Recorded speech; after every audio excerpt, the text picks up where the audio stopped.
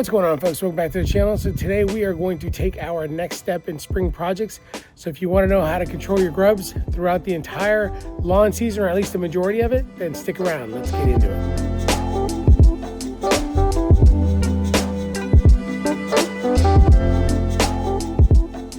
So every year we think it's a pretty good idea to get rid of grubs, and the best thing that we have found is this Grub X. This product covers about 5,000 square feet, and it does a pretty good job of controlling a wide variety of bugs, and it lasts for up to 4 months. Always read the precautionary statements on the back of the product so that you know it is safe for your lawn. So most of you all know that I've had this spiker spreader for the last several years and I absolutely love it, but to be honest with you, it's a bit of overkill for my small lawn. So I went out and bought this small Scotch spreader. It seems to be the perfect size for me, and it was really inexpensive. You can get it at Home Depot. The nice thing is that most products will tell you what the settings are for these Scotch. For this one, it's going to be 3.5. So once we get the product added to the spreader, we want to go ahead and set it to 3.5, which should give us the right amount of coverage for our lawn.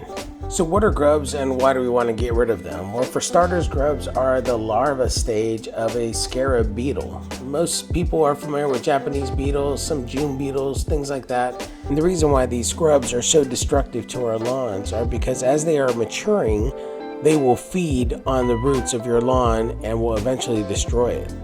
For me, I have a secondary reason, which is because I have moles in my lawn, and this is one of their food sources. Now, the other one is worms, and we don't want to get rid of worms. Worms are great, but if we can get rid of part of that food source, then maybe it'll help.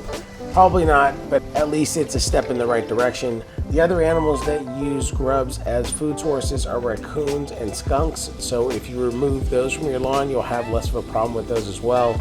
If you can remove some of the food sources for the local wildlife, you're definitely going to be in better shape.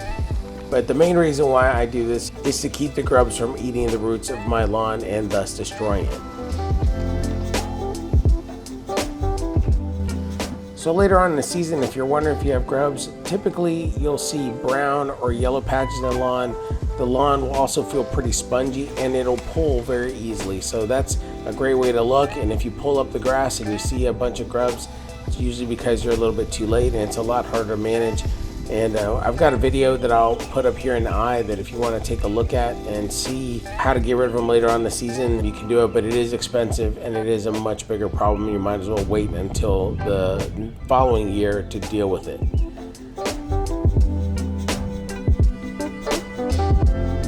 All right, folks, so that's pretty much it for today. I hope you guys have enjoyed today's video. I know it's not the most exciting thing to do for spring, but it is a very important one, at least for my lawn. But if you have any questions or concerns or comments or whatever, just drop them in the comments down below. I'm happy to interact with you guys. So if you like this video, don't forget to like, don't forget to subscribe if I've earned your subscription. And if you want to be notified of future videos, don't forget to hit that bell, and we will see you on the next one. Have a great week, everybody.